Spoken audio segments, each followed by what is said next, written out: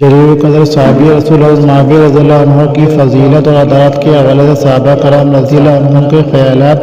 جلیل القدر صحابی ابو الدرداء رضی اللہ عنہ کا موقف۔ ترجمہ: میں نے کسی شخص کو نہیں دیکھا جس کی نماز رسول اللہ صلی اللہ علیہ وسلم کے ساتھ زیادہ مشابہت رکھتی ہو۔ تمہارے سے امیر یعنی حضرت معاویہ رضی اللہ عنہ سے سیر اعلام النبلہ جلد نمبر 4 صفحہ نمبر 297۔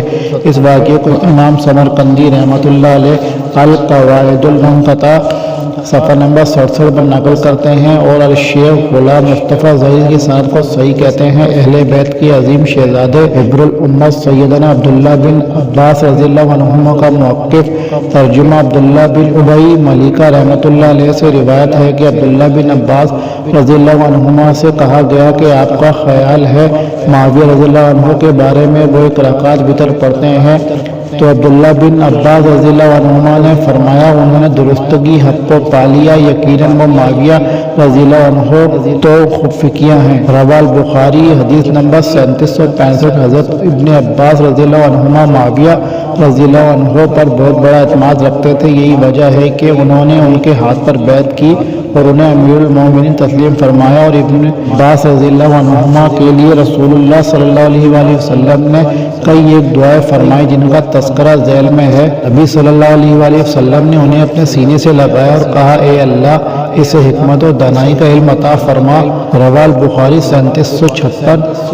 اسی طرح آپ صلی اللہ علیہ وآلہ وسلم نے فرمایا اللہم فقہہ فی الدین، اے اللہ اس کو دین میں سمجھداری فقاہت عطا فرما۔ رواہ البخاری 143۔ اسی طرح آپ صلی اللہ علیہ وآلہ وسلم نے فرمایا اللہم علمہ الکتاب، اے اللہ ابن عمار رضی اللہ عنہ کو کتاب یعنی قرآن مجید کا علم عطا فرما۔ رواہ البخاری 75۔ اسی طرح آپ صلی اللہ علیہ وآلہ وسلم نے فرمایا علمہ التاویل، اے اللہ اس کو تفسیر قرآن علم دے۔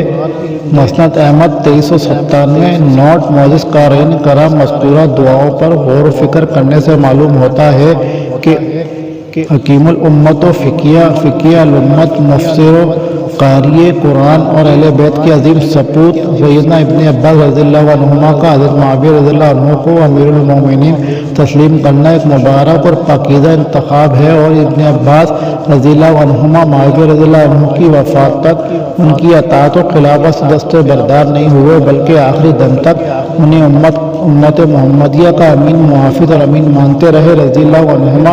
اور انہوں نے کیا ہی خوب گواہی دی، فقط یہ گواہی خال المؤمنین رضی اللہ عنہ کے خلاف بولنے والوں کے منہ پر تماچا ہے۔ چنانچہ ابن عباس رضی اللہ عنہما کا فرمان عالی شان ہے ما رأیت رجلا کان اخلق الملک من معاویہ، میں نے ملک یعنی حکومت اور بادشاہت کے لیے خلفائے اربعہ کے بعد معاویہ رضی اللہ عنہ سے زیادہ لائق انسان نہیں دیکھا۔ رواہ الامام المحدث عبد الرزاق الصنعانی رحمہ اللہ فی مصنفہ 20985 جلد نمبر 11 صفحہ نمبر 453 وسند صحیح ذیل میں ہم مذکورہ اثر کے روز کو ذکر کرتے ہیں۔ قارئین کرام ابن عباس رضی اللہ عنہما کی اس گواہی کو بار بار پڑھیں، پھر ان لوگوں کے رویے پر غور کریں جو حضرت معاویہ رضی اللہ عنہ کی خلافت کے خلاف زبان درازی کرتے ہیں، جس کو حکیم الامت خلافت کے لیے لائق ترین انسان قرار دیں۔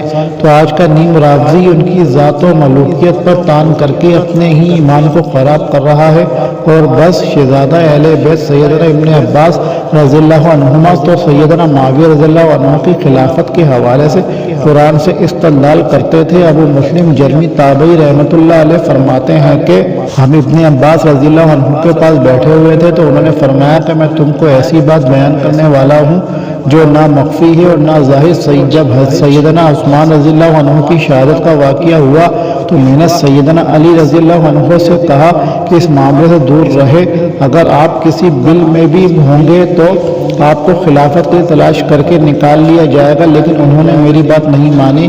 پھر ابن عباس رضی اللہ عنہما نے فرمایا کہ اللہ کی قسم معاویہ رضی اللہ عنہ ضرور تمہارے حکمران بنیں گے۔ اس کی وجہ یہ ہے کہ اللہ تعالیٰ نے فرمایا وَمَنْ قُتِلَ مَظْلُومًا فَقَدْ جَعَلْنَا لِوَلِيِّهِ سُلْطَانًا فَلَا يُسْرِفْ فِي الْقَتْلِ إِنَّهُ كَانَ مَنْصُورًا، اور جو شخص مظلوم قتل کر دیا جائے ہم نے اس کے ولی کو اختیار دیا ہے وہ قتل کرنے میں زیادتی نہ کرے، وہ ضرور مدد کیا جائے گا۔ الاسرہ 33 المعجم الکبیر للطبرانی 10/320 وسند حسن قال الشیخ امن پوری حفظ اللہ تعالی۔ اسی طرح اس مفہوم کی روایت دوسری سند صحیح کے ساتھ مصنف عبدالرزاق کے اندر بھی موجود ہے، دیکھیں المصنف حدیث نمبر 21894۔ اس سے ثابت ہوا کہ عثمان رضی اللہ عنہ کے خون کے وارث اور والی حضرت معاویہ رضی اللہ عنہ تھے۔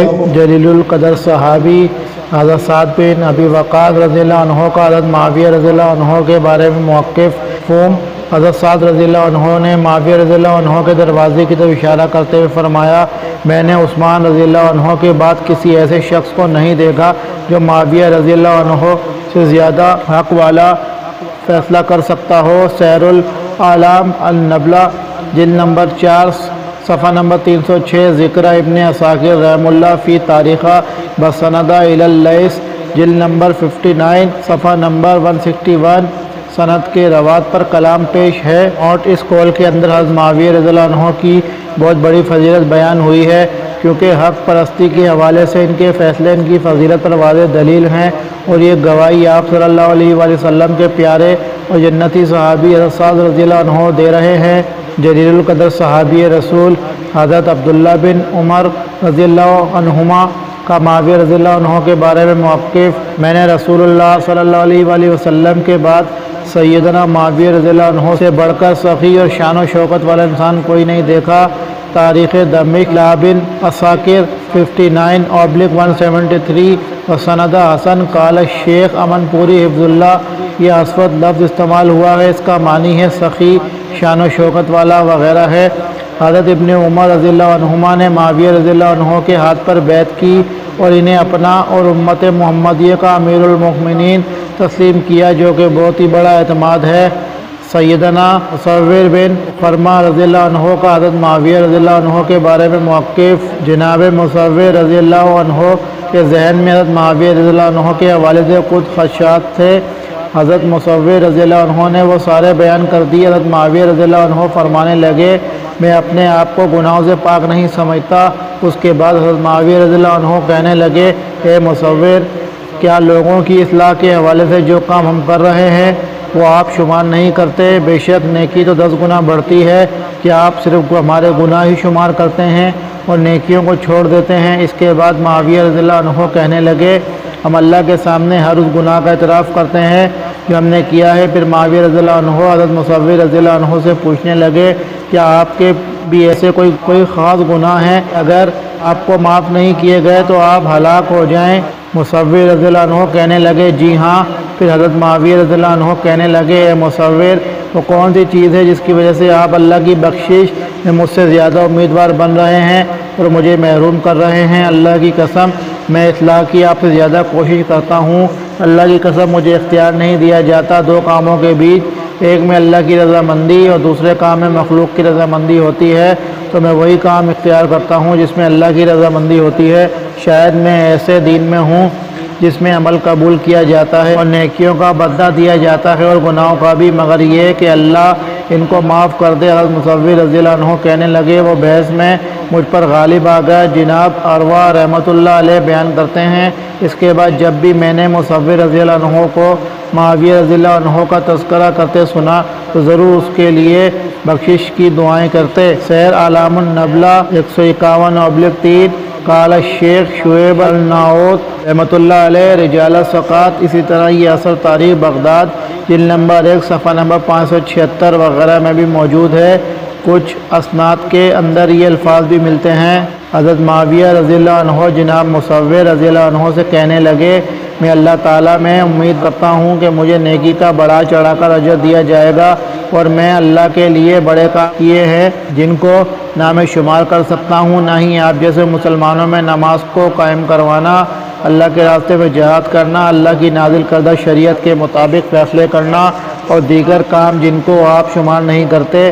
اگر میں آپ کے سامنے ان کا تذکرہ کروں اور گنواؤں، لہٰذا آپ اس حوالے سے غور فکر کریں، یعنی میری نیکیوں کو بھول جاتے ہیں اور میری کوتاہیوں کو ذکر کرتے ہیں۔ حضرت مصور رضی اللہ عنہ کہتے ہیں کہ معاویہ رضی اللہ عنہ بحث میں مجھ پر غالب آ گئے۔ جناب عروہ رحمۃ اللہ علیہ نے فرمایا کہ اس کے بعد جب بھی میں مصور رضی اللہ عنہ کو معاویہ رضی اللہ عنہ کا تذکرہ کرتے سنتا تو ہمیشہ معاویہ رضی اللہ عنہ کے لیے بخشش کی دعائیں فرماتے۔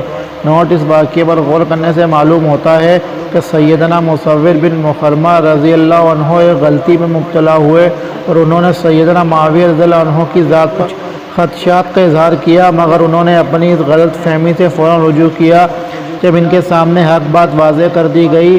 یہ بات نیم روافظ کے لیے لمحہ فکریہ ہے، جن کا کام ہی بن چکا ہے خال المؤمنین حضرت معاویہ رضی اللہ عنہ کے خلاف زبان درازی کرنا۔ ہداہم اللہ۔ بلا شبہ حکمران بھی انسان ہوتے ہیں، ان سے بھی اسی طرح کوتاہیاں سرزد ہو سکتی ہیں جیسے دوسروں سے ہوتی ہیں۔ جب وہ اپنی کوتاہیوں کا اعتراف کرتے ہوئے اللہ تعالیٰ سے بخشش طلب کرتے ہیں تو بے شک اللہ تعالیٰ غفور و رحیم ہے، ان کے لیے بھی بخشش اور رحمت کے دروازے کھلے ہوئے ہیں۔ اس واقعی سند صحیح ہے۔ تاریخ بغداد میں اس کی سند اس طرح ہے: سند میں موجود ہر راوی کے بارے میں تعدیل پیش خدمت ہے۔ ام المؤمنین سیدنا عائشہ رضی اللہ عنہا کا سیدنا معاویہ رضی اللہ عنہ کے حوالے سے موقف۔ مومنوں کی والدہ عائشہ صدیقہ رضی اللہ عنہا فرماتی ہیں کہ میری ہمیشہ یہ خواہش اور تمنا رہی کہ جب لوگوں کو میں نے فتنوں میں دیکھا کہ اللہ تعالیٰ میری عمر سے حضرت معاویہ رضی اللہ عنہ کو عطا کرے۔ کتاب الطبقات لابی عروبۃ الحرانی رحمۃ اللہ المکتبہ الشاملہ صفحہ 41، اس کی سند بالکل صحیح ہے۔ شیخ امن پوری حفظ اللہ نے بھی اس کی سند کو صحیح کہا ہے۔ معنامہ سنہ ستمبر 2017۔ نوٹ: ام المؤمنین عائشہ صدیقہ رضی اللہ عنہا کی یہ خواہش بتاتی ہیں کیونکہ سرکوبی کے لیے معاویہ رضی اللہ عنہ کا کردار مثالی اور عظیم تھا اور آپ فتنوں کے خلاف بڑے ہی ثابت قدم رہے۔ معاویہ رضی اللہ عنہ امیر المؤمنین عمر بن خطاب رضی اللہ عنہ کی نظر میں معاویہ رضی اللہ عنہ کی فضیلت کے لیے یہی دلیل کافی ہے کہ امیر المؤمنین سیدنا عمر بن خطاب رضی اللہ عنہ نے انہیں گورنر امیر مقرر فرمایا۔ امام زیبی رحمۃ اللہ علیہ فرماتے ہیں معاویہ رضی اللہ عنہ کی فضیلت کے لیے اتنا ہی کافی ہے کہ ان کو حضرت عمر رضی اللہ عنہ اور پھر حضرت عثمان رضی اللہ عنہ نے ایک علاقے کا امیر مقرر کیا اور وہ اس وقت تک اتنا تجربہ نہیں رکھتے تھے، لیکن انہوں نے اس علاقے کو سنبھالا اور اس کا مکمل اعتبار سے خیال کیا اور اپنی سخاوت بردباری کے ساتھ لوگوں کو راضی رکھا۔ سیر اعلام النبلہ 132/3 حضرت عمر رضی اللہ عنہ امیر مقرر کرنے کے حوالے سے بڑے ہی ذہین و عادل ترین انسان تھے، جیسا کہ ان کا فرمان ہے: اے اللہ، میں شہروں کے گورنروں کے بارے میں تجھے گواہ بناتا ہوں کہ میں نے لوگوں پر انہیں صرف اس لیے مقرر کر کے بھیجا کہ وہ ان سے انصاف کریں اور لوگوں کو ان کے دین اور ان کے نبی صلی اللہ علیہ وآلہ وسلم کی سنت کی تعلیم دیں اور ان کے اموال فی ان میں تقسیم کریں، اور اگر لوگوں کے معاملات میں انہیں کوئی مشکل پیش آئے تو اسے میرے سامنے پیش کریں۔ ذکر مسلم رحم اللہ کی صحیحہ حدیث نمبر 1258۔ اس سے معلوم ہوا کہ حضرت عمر رضی اللہ عنہ نے اپنے امراء کو چھان بین حقیقے کاملہ کے بعد ہی گورنر مقرر فرماتے اور جن افراد کو لائق سمجھتے تھے انہی کو مقرر فرماتے۔ ابن تیمیہ رحمۃ اللہ علیہ فرماتے ہیں عمر رضی اللہ عنہ لوگوں کے حالات کو سب سے زیادہ جاننے والے تھے اور سیاسی امور میں سب سے زیادہ ذہین تھے اور خواہشات نفسانی سے سب سے زیادہ دور رہتے تھے۔ اپنے دور خلافت میں کسی بھی اپنے قریبی رشتہ دار کو والی مقرر نہیں کیا، یقیناً تو والی، امیر یا گورنر صرف اسی کو مقرر کرتے تھے جس کو وہ لائق سمجھتے تھے۔ امیر معاویہ رضی اللہ عنہ کو بھی اسی وجہ سے انہوں نے امیر مقرر کیا کہ وہ انہیں لائق سمجھتے تھے۔ منہاج السنہ جلد نمبر 6 صفحہ نمبر 239۔